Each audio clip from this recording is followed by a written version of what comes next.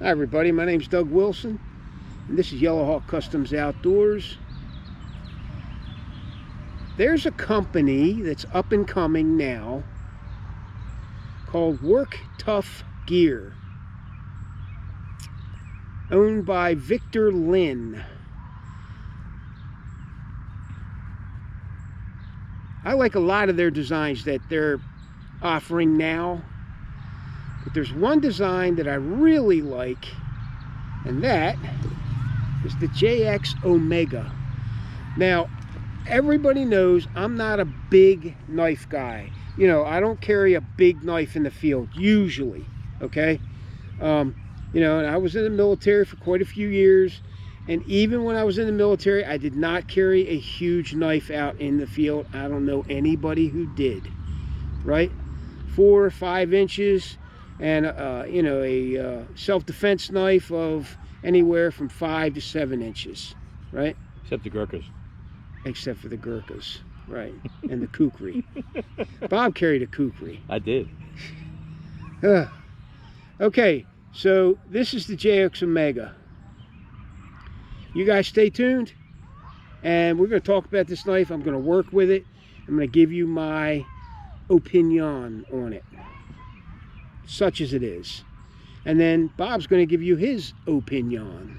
So stay tuned. That's French. We'll be right back.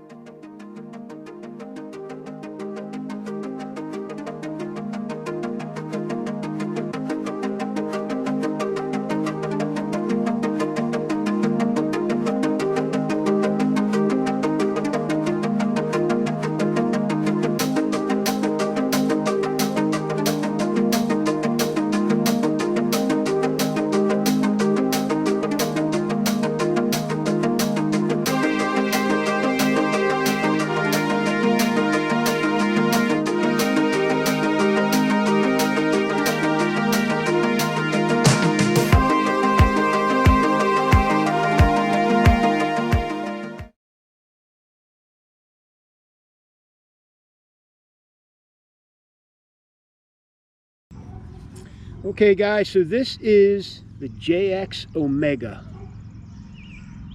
and I'll tell you several reasons why I like this knife. Although again, I'm not a big knife guy, but this is a big knife that can be used like a small one as well.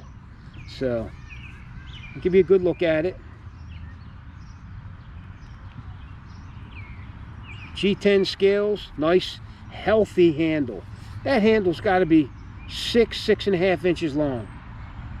Multi-positional, right? Multi-positional. 90-degree spine, SK85, Wonder Steel. It's a high carbon steel that has really become popularized by the Work Tough gang, right? This is like their favorite steel that they like to use, apparently. All right, nice, 2 nice healthy fullers in there. Clip point. It's like a Bowie. It's a Bowie style blade, nice and big. Got that, they call it a Persian swedge. Don't they call it? Just called a swedge. Just a fighting swedge. All right. Take a look at it. Work Tough Gear. Now this knife is designed by Chris Tanner at Prepared Mind 101, and he asked me to build a sheath system for it, and I'm going to show that in a few minutes as well. But I want to work with the knife also, okay? So I'm going to shut my mouth and just do some work with the knife.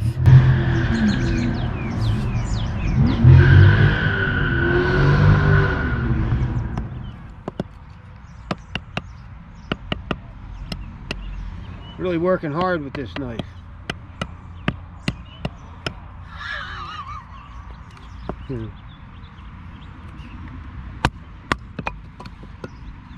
Now this is well seasoned birch This knife will do this to any wood. I don't care what it is. This is a really nice batoning knife. 3/16 inch thick. Now I honestly, I don't go on the specs that the manufacturer gives with the blade. I go on what I see the blade to be and how I will use it, not what somebody else will do with it, right? Not what someone else tells me it is. I like to judge things for myself. Hit it up here, and then what? Angle it, and then you split it. And then they split crack it, yeah. Yeah, that only works with certain types of wood, Yeah, though. just saying. It should work with birch. It's straight enough. Let me see if we can get a piece that... Yeah, I know what you mean, but it doesn't work with all types The of Europeans wood. do that a lot.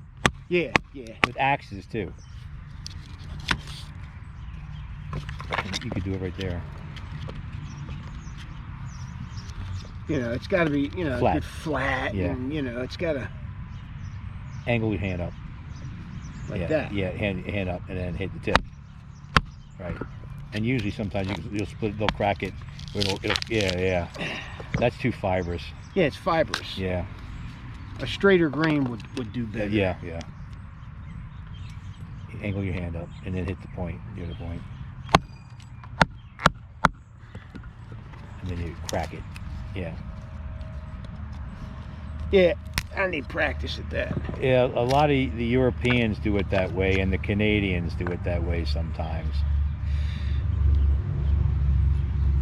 Now, this is one of those small knife tasks that this knife does very well. Yep. You choke up all the way. Now, I'm not choking up to the choke-up choil, right?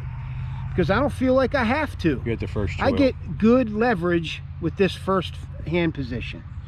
And this blade, although it's a big knife, feather sticks really fine. See those fine feathers? That is the mark of a good edge, in my opinion. If you can get really fine curls like this, that's a well-tuned edge in my book.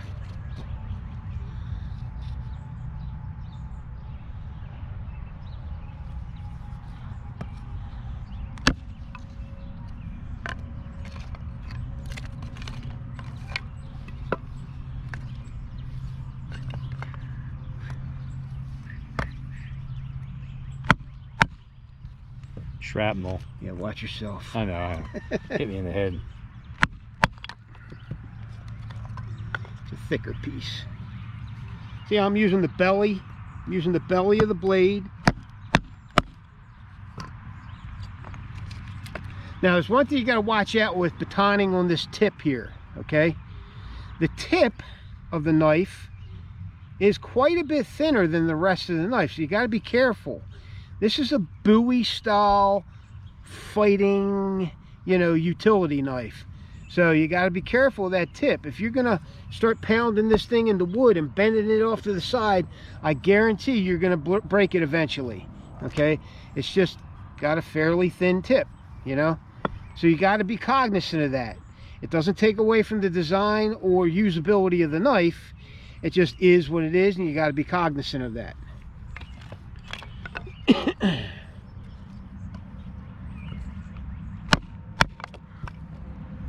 Very nice. All right. What else should we do? Chop? This thing, I'll tell you what. This thing is a wood hog. This edge really bites well. And I tell you, I like this SK85 steel. It sharpens easy, holds a decent edge for quite a while, and it's easy to sharpen. Did I say that already? Sharpens easy. And it stays sharp. Yeah. Holds an edge. Yeah, that's throwing shit everywhere. That's nice. It's nice. I'm telling you.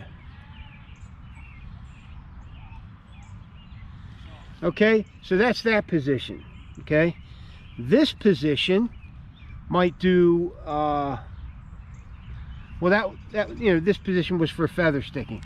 Now, when I feather stick, I want as much leverage on that thing as I can get.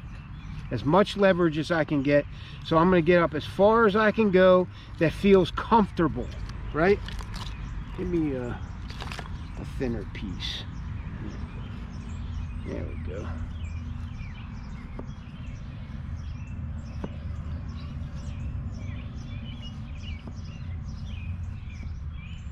All right.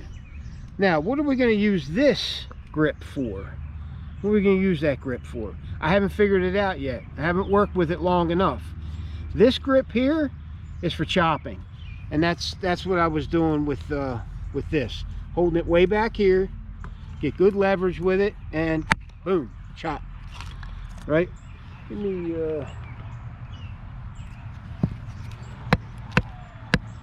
the bigger the piece of wood, the less it's going to stick, because the wood is going to be heavy enough to hold on to itself rather than holding on to the blade.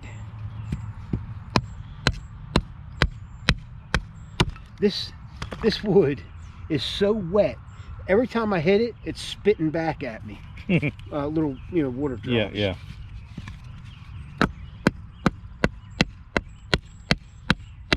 But I like this knife because it does do smaller tasks quite well.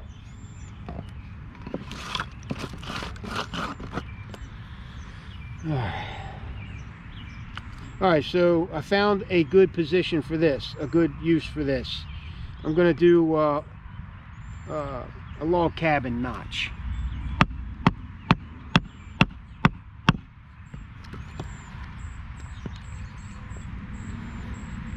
They use this notch a lot in bushcraft for traps and snares and whatnot. At least I do.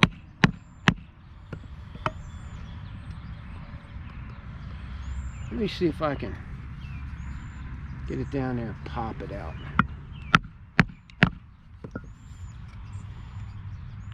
There we go. Like that. And then you can carve the rest of it out.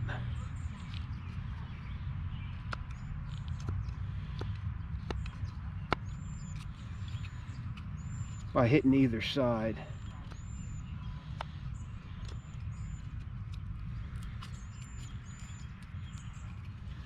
There it is. Now you make one on another piece of wood and you can put them together. That's called a log cabin notch. Lincoln logs. Yeah, like Lincoln logs. We had them when we were kids. Lincoln, they were pretty cool.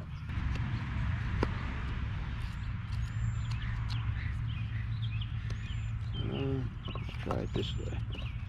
Do a figure 7. Sometimes they do an X. Yeah, that's for hanging pots and stuff. Jeez. This knife doesn't know its own strength.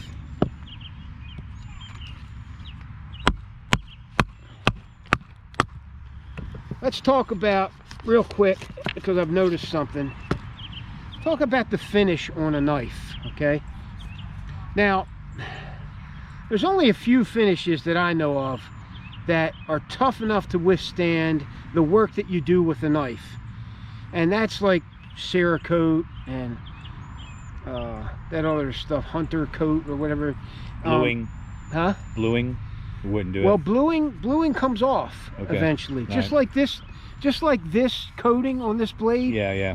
After just working with it for, you know, what, 20 minutes? It's starting to wear off. That's what mine was doing on the right. On the Leicu. This is fat wood that I leave out here. So when I go to get a piece, I always get into the middle of it.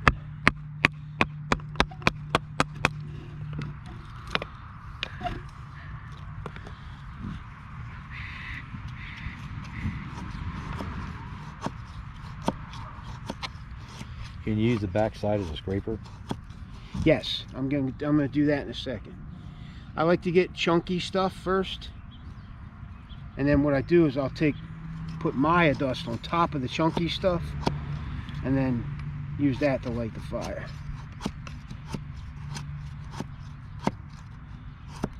There we go. bad.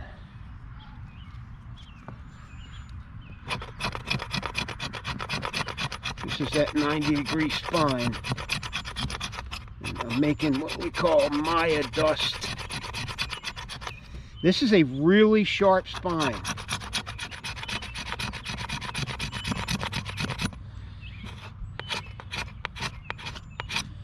There we go.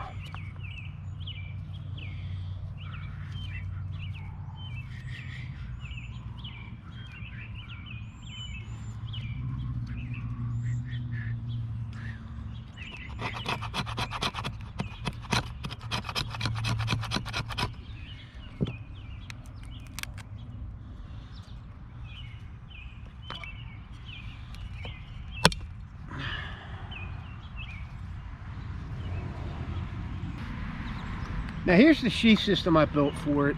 It's fairly simple, but it does have a couple of things that I really want on my personal sheath systems, and that is a good ferro rod and some way to sharpen that blade that'll give you a fine edge.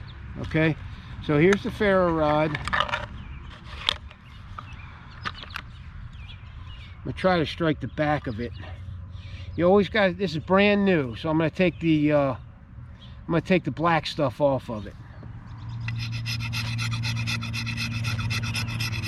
Did you get fatter ones? Yeah, Chris Tanner likes these fat ones. So oh, do you have a couple? I give him. I think I got one down there right now. There we go. And as long as you got fat wood, you'll get a fire. This isn't the only way to build a fire, but it is an easy way if you got fat wood. Keep it on or let it dry out the log. Yeah.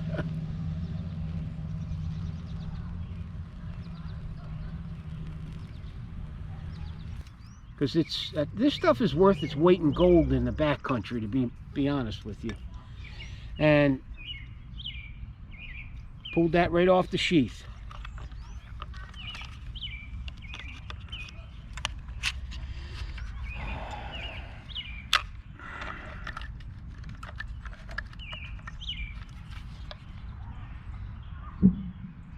The other thing I like to have on my sheath is a good sharpener. Now this is a fine diamond rod sharpener. This will give you a decent edge that's fine, not real toothy, you know, in the field. A ceramic, some guys go for ceramics. We got those too, right? And there's a whistle on it too.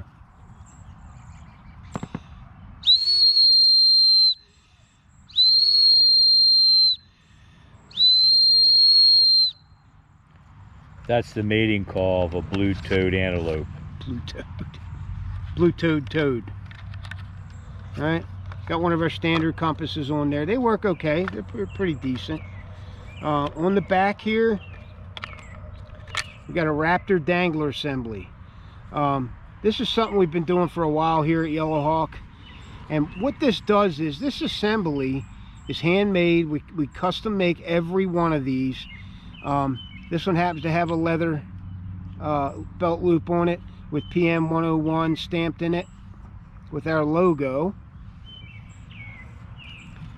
And they're really durable, and they turn any sheath, whether we made it or not, that has a tech lock, a small tech lock, or a combat lock belt clip. There's a couple other ones too.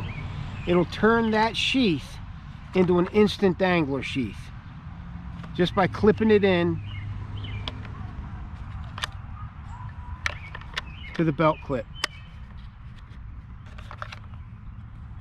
Instant dangler. If you're not using it, just take it off, stow it away in your gear, and, you know, hook this to your pack. You can also take this off and put a molly lock clip on here too as well, right? I have quite a few pieces of hardware in this mount plate that you have several different options to work with. All right, this is black basket weave. really thick. This stuff is really thick, right? And then what was this stuff called? I can't remember. Veggie No. or something like that. Strata. Oh, It's called strata. strata. Yeah. Strata vegetation. Yeah, strata vegetation. Stradivarius vegetation. Right.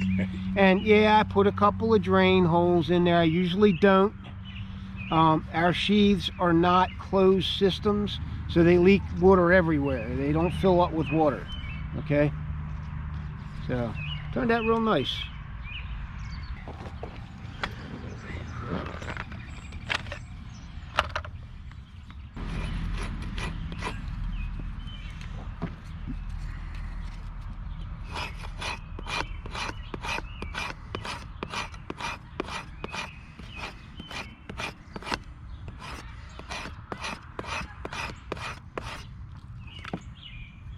Remember the fire starter Dave gave us?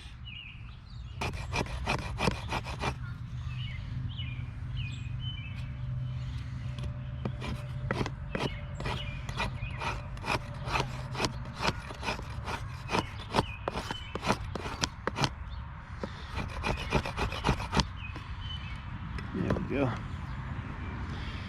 Nice and fluffy. Fluffy, fluffy.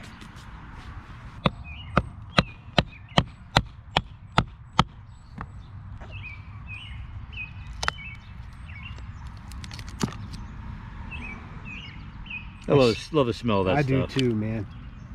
I use it for a cologne And that stuff's not even the best fat wood. or an This is- aftershave. This is from the root. And it's all twisty and gnarly. Yeah. Well, there goes our fire. Doug asked me to say a couple things. Classic Bowie design. Can't get any better than that. Guys out west, mule skinners, Indian scouts, Indian fighters, Deer frontiersmen. You know, the Bowie is classic. You know, it's just as classic as the kukri. You know, I like this design.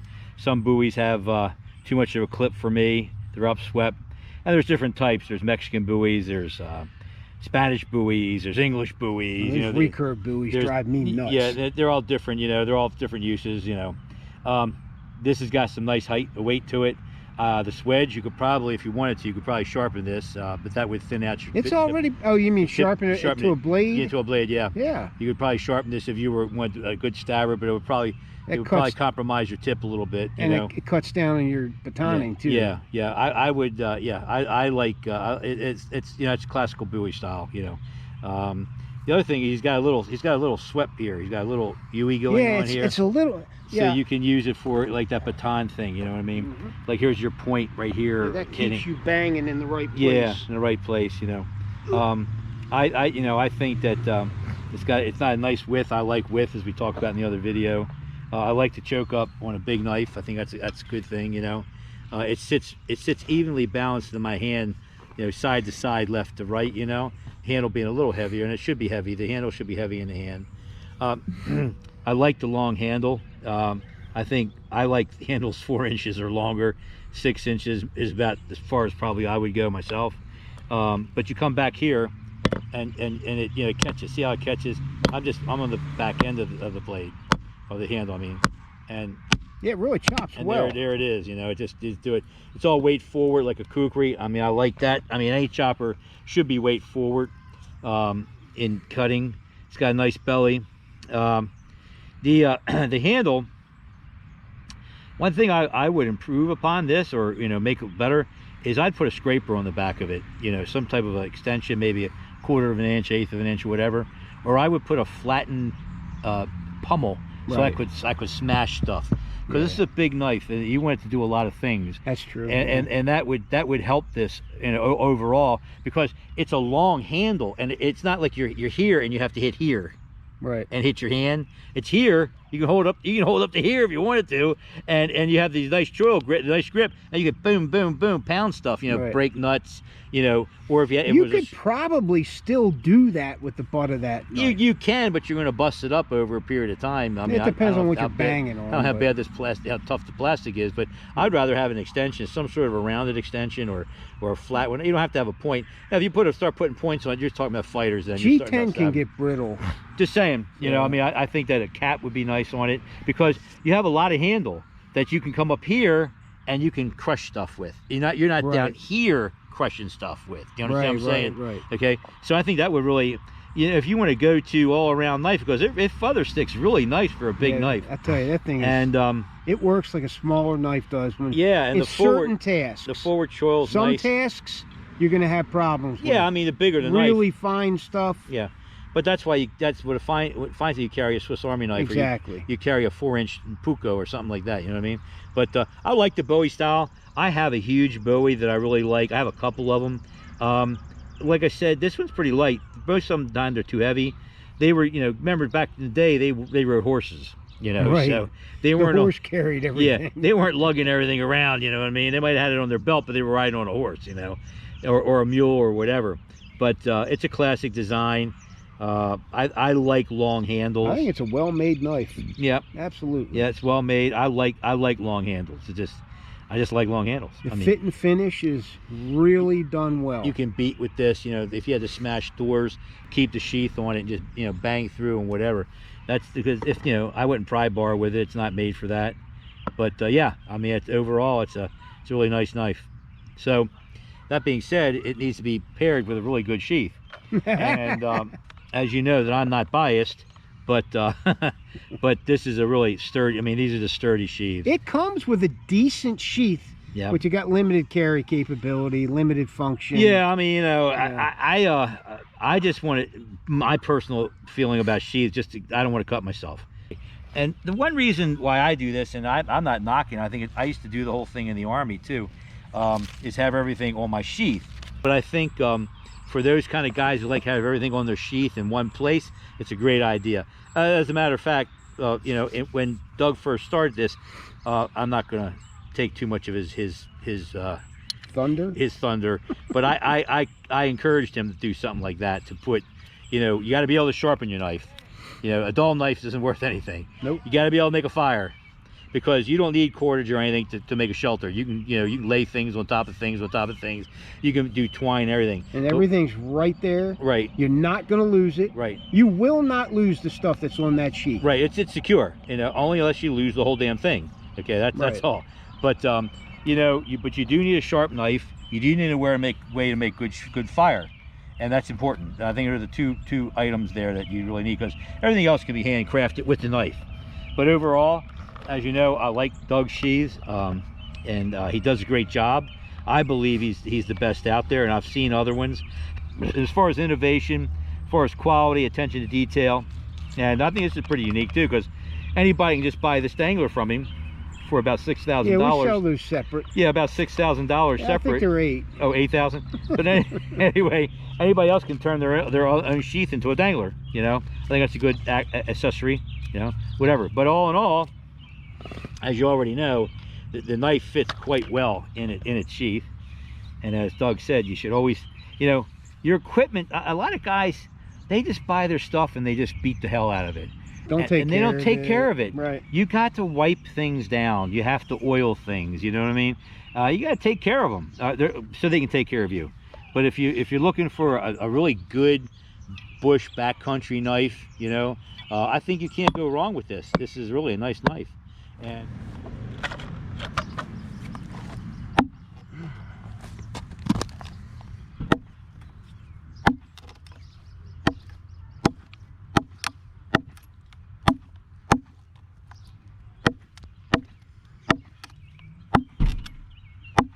See how it grabs?